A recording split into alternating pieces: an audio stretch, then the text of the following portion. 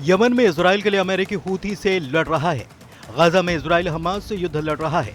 Lebanon में Israel की Hezbollah से लड़ाई जारी है। इसके साथ साथ अब इजराइल ने सीरिया में हमले शुरू कर दिए हैं। तो क्या इजराइल अमेरिका एर्दोआन से भिड़ने के लिए तैयार है?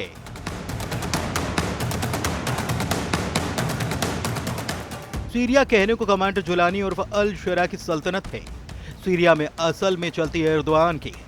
तुर्की के राष्ट्रपति के दम पर कमांडर जुलानी ने दमिश्क पर लड़ाका ग्रुप को जीत दिलाई है, लेकिन अब कमांडर जुलानी नेतन्याहू के रडार पर आ गए हैं। इजराइल ने सीरिया में हमले शुरू कर दिए हैं। गोलान हाइट्स पर तैनात नेतन्याहू आर्मी सीरिया के कई शहरों को जला रही है। पीएम नेतन्याहू ने हमास को जो धमकी दी है वो इजराइल के सभी दुश्मनों के लिए लास्ट वार्निंग है। नेतन्याहू के फौलादी इरादे ने इजराइल के दुश्मनों को दहला कर रखा है। क्वाइटर प्राइम मिनिस्टर ने हमास को जमींदोज करने का ऐलान किया है। नेतन्याहू ने धमकी दी है कि हमास का सफाया बहुत जल्द होगा, गाजा पर कब्जा होगा। नेतन्याहू की धमकी का असर यह हुआ कि गाजा के लोगों ने हमास के खिलाफ पहली बार जोरदार प्रदर्शन किया। गाजा के नागरिकों ने हमास को टेरर ग्रुप बताकर गाजा से बाहर निकल जाने का फरमान सुना दिया है।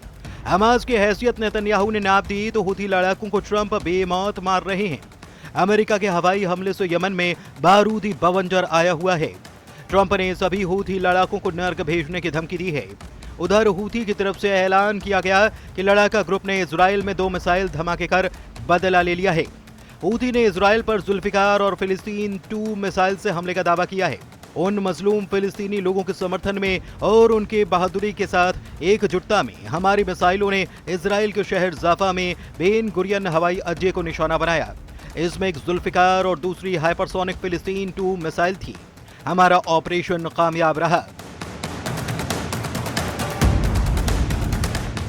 हूथी के धमाकों से नेतन्याहू बेफिक्र हैं। ईरान के समर्थक हूथी लड़ाकों से अमेरिका निपट रहा है, इसलिए इजराइल ने नया मोर्चा खोल दिया है। इजराइल सीरिया में घुसकर बेहिसाब बारूद बरसाने लगा है। अब ऐसे में सवाल उठ रहा है कि क्या सीरिया में इजराइल और तुर्की का युद्ध फाइनल है? एर्दोआन की धमकी तेल अवीव में एटम बम फटेगा? क्या इजराइल तुर्की को उड़ा देगा? हूथी के बाद एसटीएस लड़ाकों पर फटने लगा ट्रंप का बम।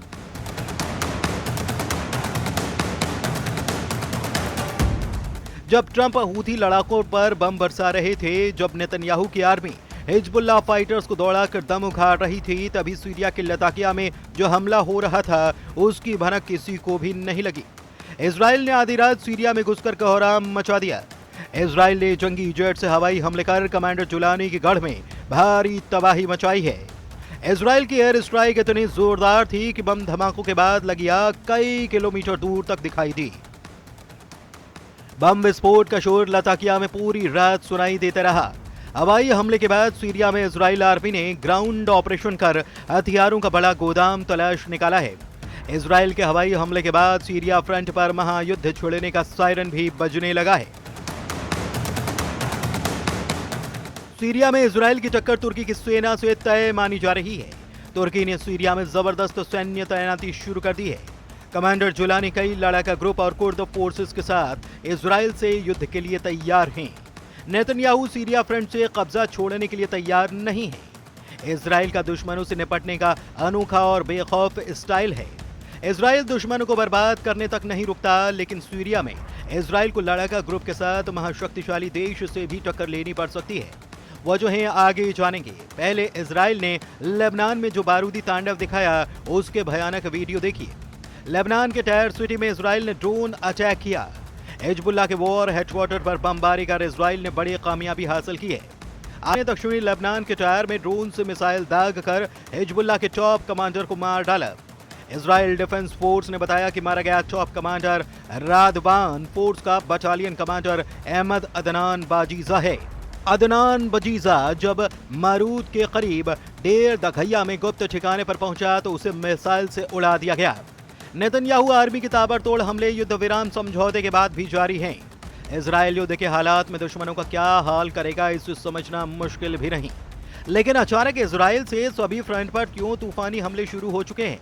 क्या नेतन्याहू ने ट्रंप से तुर्की पर एक्शन की परमिशन ले रखी है, या फिर तुर्की को जंगी ट्रेलर दिखाकर नेतन्याहू सीरिया से दूर रखने का प्लान बना चुके हैं? क्योंकि लेबनान हमले की पुष्टि इजराइल ने की है, लेकिन सीरिया अटैक पर आधिकारिक बयान नहीं दिया गया। सीरिया मीडिया में इजराइल के लताकिया स्ट्राइक गोलान हाइट्स पर हुए बम विस्फोट के बाद अंजाम दी गई है, जहां पर इजराइल सेना को निशाना बनाकर रॉकेट धमाके किए गए थे। इसके जवाब में इजराइल ने दुश्मनों के अड्डे पर जंगी जेट से धावा बोला। सीरिया की न्यूज एजेंसी सना के मुताबिक इजराइल के निशाने पर हिजबुल्लाह लड़ाकों के गुप्त अड्डे हैं। लताकिया बंदरगाह के करीब शहरों में अब भी हिजबुल्लाह फाइटर्स ने अड्डा बना रखा है। हालांकि हिजबुल्लाह सिर्फ बहाना भर बताया जा रहा है। इजराइल का मकसद सीरिया में जमे रहने का है। नेतन्याहू नहीं चाहते कि बफर जोन से इजराइल सेना वापस लौटे, लेकिन मुश्किल यह है कि तुर्की की सेना सीरिया में तेजी से फैलती जा रही है, जिससे कि तुर्की इजराइल की टक्कर के आसार बढ़ से गए हैं। सीरिया और तुर्की ने सैन्य समझौता किया है, जिसमें तुर्की ने सीरियाई सेना की मजबूती के लिए ट्रेनिंग और हथियारों की मदद पहुंचाना शुरू कर दिया है। सीरिया आने वाले दिनों में तुर्की से बड़े पैमाने पर हथियारों की खरीद फरोख्त करने जा रहा है। एर्दोआन सीरियाई विद्रोहियों को हथियार देने और सैन्य समझौता करने की कोशिश में लगे हैं, जबकि कमांडर जुलानी सरकार को अब तक किसी भी देश ने मान्यता नहीं दी है। ऐसे में तुर्की के लिए सीरियाई विद्रोहियों को हथियार बेचना मुश्किल हो सकता है। तुर्की जुलानी को हथियार बेचने के रास्ते तलाश रहा है। इसके साथ ही सीरिया में सैन्य तैनाती बढ़ाने में भी जुटा है। पश्चिमी मीडिया रिपोर्ट के मुताबिक तुर्की ने पालमायरा हवाई अड्डा और T4 में सीरियाई हवाई अड्डों के बुनियादी ढांचे का इस्तेमाल कर तुर्की एयरफोर्स के लिए बेस बनाने शुरू कर दिए हैं। दावा किया जा रहा है कि तुर्की सीरिया में जमीनी और हवाई ताकत का विस्तार कर रहा है। तुर्की ने दमिश्क अंतर्राष्ट्रीय हवाई अड्डे के संचालन में मदद के नाम पर होल्ड बढ़ा दिया है। इसके अलावा उत्तरी सीरिया में सीरियन नेशनल आर्मी पर तुर्की ने पकड़ मजबूत बना ली है। कुर्द फोर्स को पहले ही एर्दोआन अपने पाले में ले चुके हैं। तुर्की के राष्ट्रपति की सभी चाल पर इजराइल ने बारीक नजर बना रखी है। इसलिए वक्त बेवक्त सीरिया में इजराइल बारूदी धमाके कर अपनी मौजूदगी का एहसास करा रहा है। प्रेसिडेंट ट्रंप ही सीरिया में तुर्की की दखल अंदाजी से खफा हैं। अमेरिका ने सीरिया में साइलेंट ऑपरेशन ऑन कर रखा है। अगर नौबत इजराइल तुर्की युद्ध की आई तो अमेरिका क्या करेगा, ये दुनिया जानती है। सुपर पावर से मिले बैकअप से ही इजराइल 7 फ्रंट पर दुश्मनों पर भारी पड़ रहा है। यानी कि इजराइल से जंग शुरू होते ही तुर्की को अमेरिका से भी भिड़ना होगा। फिर ऐसा युद्ध हो सकता है जिससे कई मुल्कों का नक्शा ही बदल जाएगा।